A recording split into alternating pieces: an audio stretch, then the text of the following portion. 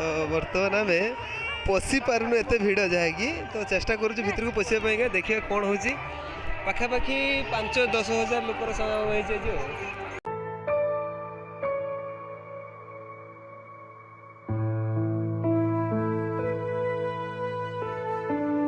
तो एमती किसी अच्छे ये भिड़ देखिपे आपण मैंने भिड़ मैंने कहले न सरे।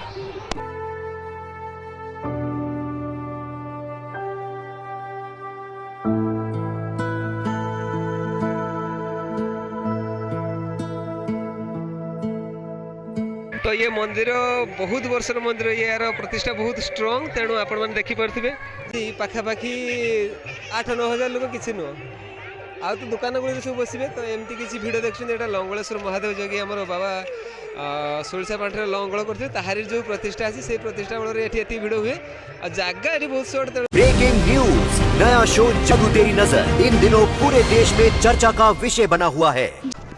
एमती किसी अच्छी यार दृश्य आप देखिपे बहुत भिड़ प्रबल जनसंख्या आज पाखापाखि आम प्रेडिक्ट बोलते भूल हो 10,000-15,000 लोक हे अति कमटा कहीं ये पूरा टोटल साइड टाक पूरा जो देखिए